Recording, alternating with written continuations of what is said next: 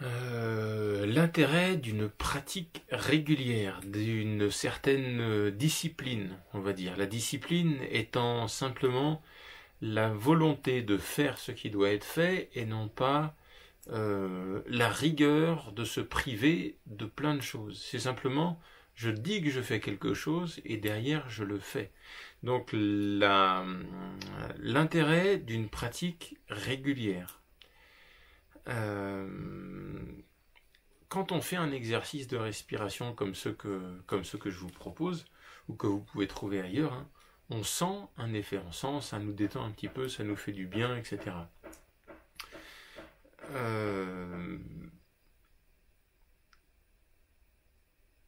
Oui, dans la vidéo sur la cohérence cardiaque, il y a par exemple, on fait 5 minutes de cohérence cardiaque, on a des effets pendant 5 heures, c'est cool.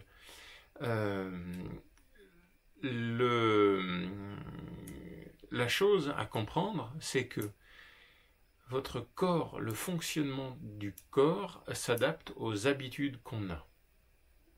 Donc, ce qu'il faut voir, c'est que si vous voulez que votre corps fonctionne mieux, si vous voulez être en meilleure santé, être plus paisible, avoir un mental apaisé par exemple, eh ben, ça vaut le coup, au moins pendant une certaine période, d'avoir une pratique régulière, c'est-à-dire pour faire changer le fonctionnement de son corps, de ses émotions ou de son activité mentale. Ce sont des choses qui sont tout à fait possibles si on a une pratique régulière. Je fais 5 minutes de respiration, il y a tout qui est plus calme. Et puis au bout de quelques heures, ça remonte. Si je le fais tous les jours, petit à petit, c'est comme si l'activité de mon corps descendait petit à petit, petit à petit, et petit à petit, et petit à petit, et encore, et encore, et encore. Et au bout de quelques temps, quelques semaines, quelques mois, etc., et ben ça ne remonte plus, d'accord? Ou c'est descendu tellement bas que ça va plus monter, d'accord? Ou ça va prendre beaucoup de temps pour remonter, ok? Donc et à ce moment-là, si on a changé sa respiration, si on a pris conscience de sa respiration et qu'on maintient cet état de calme en permanence, et ben ça ne va plus jamais remonter. C'est-à-dire qu'on ne va plus avoir un mental qui part dans tous les sens, on ne va plus être à fleur de peau et avoir des émotions très fortes dans tous les sens, ça va rester beaucoup plus calme. Et il vaut mieux, dans cette pratique régulière, avoir une petite pratique. Il vaut mieux par exemple faire 5 minutes tous les jours pendant 1 an que 30 minutes par jour pendant 3 semaines. Voilà. Parce que les effets au long terme, au long cours, seront beaucoup plus forts et beaucoup plus ancrés en profondeur.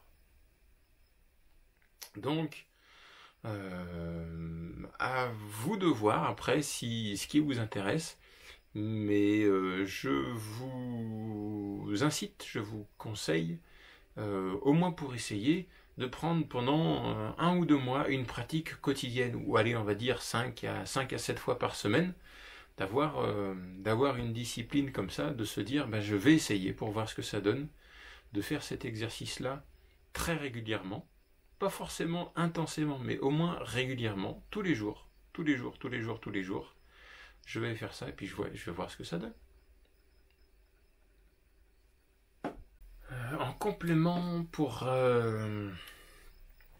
la pratique, la régularité de la pratique, quelle intensité de pratique mettre? Par exemple, on peut voir dans la cohérence cardiaque que ça a plein d'effets sur la santé, sur plein de paramètres du corps. Si vous voulez vous relâcher un petit peu, vous détendre un petit peu, pratiquer 5 minutes par jour, c'est déjà bien, ça marchera, et pratiquer au besoin. Si vous avez, par exemple, un problème d'hypertension artérielle, et que vous vous dites, tiens, j'aimerais bien voir si ça peut m'aider à diminuer ma prise de médicaments, ce qui est tout à fait possible, anti-hypertenseur, soit voir si je peux m'en passer complètement. Dans ce cas-là, le discours que moi je vais avoir et qui n'engage que moi, c'est possible, c'est complètement possible, Si vous avez beaucoup plus de discipline et beaucoup plus d'intensité de pratique, tout en démarrant une pratique petit à petit, c'est-à-dire commencer par 5 minutes, puis 10 minutes, puis un quart d'heure, etc., c'est tout à fait possible de pousser les effets assez loin, et c'est des choses qui sont pratiquées beaucoup dans le yoga. Ça choque un petit peu notre perception des choses en Occident, pardon, mais le yoga est pratiqué à des doses, peut être pratiqué à des doses quotidiennes assez importantes. Donc, si vous avez envie, par exemple, de régler un problème d'hypertension artérielle, je ne vous dis pas que c'est possible à 100%, mais qu'il y a des personnes qui y arrivent. Mais ce n'est pas avec 5 minutes par jour qu'on va y arriver. Si vous voulez avoir un effet très fort, regardez votre alimentation, votre activité physique et construisez petit à petit une pratique jusqu'à 20 minutes, 30 minutes par jour. Et là, vous aurez des effets beaucoup plus durables, beaucoup plus puissants. Surtout si c'est une pratique que vous maintenez dans la durée, sur plusieurs mois, voire sur une année ou ou plus d'ailleurs. Je ne compte plus les témoignages de personnes qui ont construit ce genre de pratique, asthmatiques, etc., ou avec des problèmes de santé, qui ont vu leurs problèmes diminuer très très fortement, voire disparaître. L'exemple le plus frappant que je peux vous donner, c'est quelqu'un qui avait de l'asthme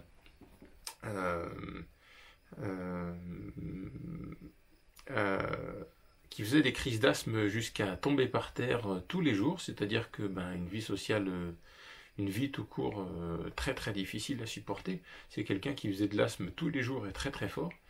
Donc là, les médicaments, ça aide pas grand-chose. Donc cette personne-là était dans une situation très très très très très difficile. C'est-à-dire que un asthme tellement fort que perte de connaissance et chute à chaque fois. Cette personne-là, on lui a proposé de faire des exercices de yoga et puis ça fonctionnait, notamment la respiration au carré, c'était ça qu'il faisait. Et cette personne-là a construit une pratique petit à petit. Il est parti, je ne sais plus, mais c'était 5, 10, 15 minutes par jour, ce qu'il pouvait faire. Hein.